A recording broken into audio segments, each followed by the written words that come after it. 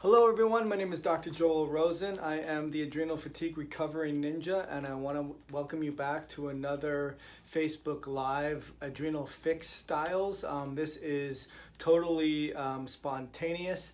I had a 20-minute gap in between my appointments, and I wanted to really help you.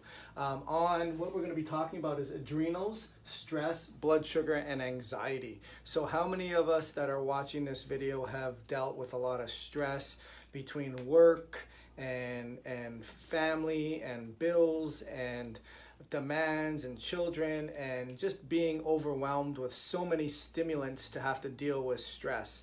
And when I say stimulants, I mean different things, different variables that are coming at you at so many different ways and so many different directions that you have to feel like you're spinning plates. Like, I gotta take the kids to school, I gotta get back, I gotta get up, I gotta go to work, I gotta prepare their meals, I gotta come home, I gotta prepare the meals, I gotta, whatever it may be, or a boss or a job or a finance or however that can be, going out with friends, going out with family, going to church, going to everything that's coming at you at one time is very, very overwhelming.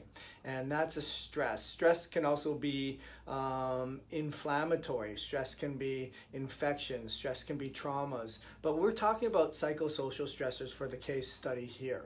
And what we're talking about is blood sugar and anxiety levels as well. So I had a case study, had a consult today, and I'm not going to give any specific names, but I did get permission to talk about the characteristic of this case. We're talking about a female, a mother of two, who's dealing with a lot of stressors, and what she found was when she had food nearby, to make sure she didn't get too reactive, hypoglycemic, and faint and pass out, she would be able to calm her nerves and have food. But the problem was that created a huge problem with her blood sugar levels.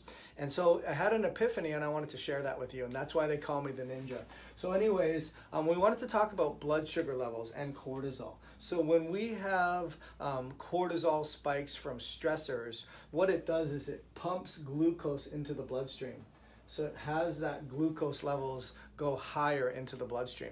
However, she was having some food shortly thereafter because she didn't want to get lightheaded and shaky, and it calmed down her anxiety and her overwhelm and her adrenaline. So what would happen was she would eat more food, causing even a bigger spike of glucose into the bloodstream. When the cortisol was released, that was going to cause insulin to be released, because after all, the blood sugar levels go higher. Your body senses that and says, okay, we got to get this out of there. So insulin is released to help bring that glucose levels down. However, because she was eating on top of that, she was secreting even more insulin and causing an even further dip. So that was causing even bigger roller coaster rides. And when we're younger, we're able to deal with that a little bit better. But as we get older, the cells will become resistant to insulin, and insulin becomes very, very inflammatory. So we happened to look at a Dutch test, and we saw that the total DHEA was really, really high. And I know a lot of women have a lot of DHEA levels that are high. And you got to think about, is this relating to you? Perhaps you are getting really stressed. Perhaps you are causing a lot of cortisol release. Perhaps you're causing a lot of glucose release into the blood, which is causing your insulin levels to rise. And if you're happening to follow it up with some more food just to make sure you calm your nerves, you're having these bigger releases of insulin between here and here, and you're having that bigger drop of glucose between here and here. And that's causing huge problems. And so what that happens is, how does it relate to DHEA? What happens is, whenever there's more inflammation and insulin release, we're going to have a higher spike of our DHEAS. And this is where you might start to see PCOS-like symptoms, where you have acne, hair growth where it's not wanted, or hair loss, or even polycystic ovaries, or you may even see irritability, anger, not being a fun person to be around, and that could be because of what's going on here. Now, on top of that, what was the revelation to me was the adrenaline. So what happens is, over time, cortisol isn't doing a good job being secreted, but the adrenals are still being stressed out, and so your body will make adrenaline. So those same things that were stressing you out, finances, getting behind the wheel, kids, parents, spouses, works, bosses, employees, all these types of things, that's going to cause adrenaline releases. And adrenaline can do the same thing where it'll spike the glucose levels. But here's the thing about adrenaline. Because adrenaline and noradrenaline and epinephrine, those are neurotransmitters, they have a whole making and breaking aspect to them. So let's say now on top of things, you're not eating the best diet, you're not getting a lot of proteins, you're not absorbing your proteins, you're going to have a making problem. So you're not going to make enough of the substrates that make adrenaline and make dopamine. And if you're not going to make it, you're not going to deal with stress very well, and that can deal with anxiety. On top of which, you're getting glucose and you're eating food and you're creating haywire.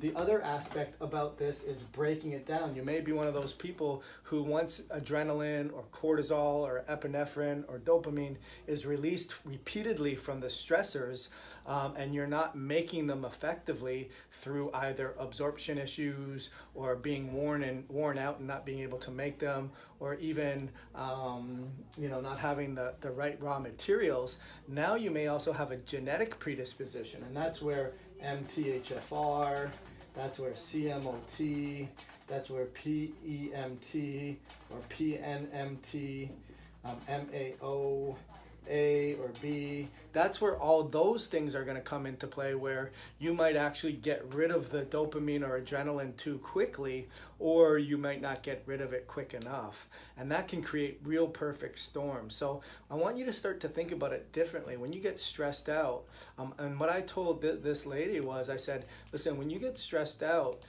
it's not a good idea to eat any type of food at that time, because what's going to happen is you're already causing a dumping of glucose inside of your bloodstream, and your body has to deal with that by getting it out of there by making insulin.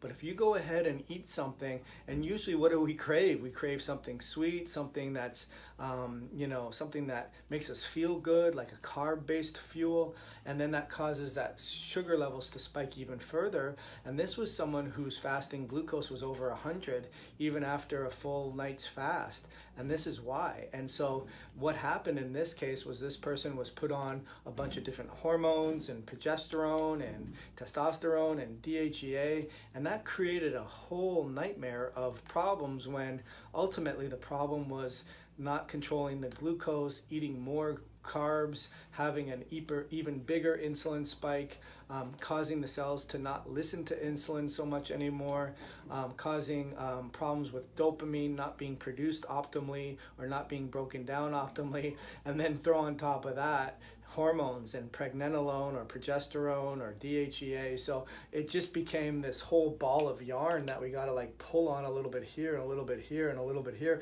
until you start winding it down and figuring it out. Now she's doing really well. She's controlling her glucose. Her DHEA levels are falling, which is great to see because they were skyrocketing.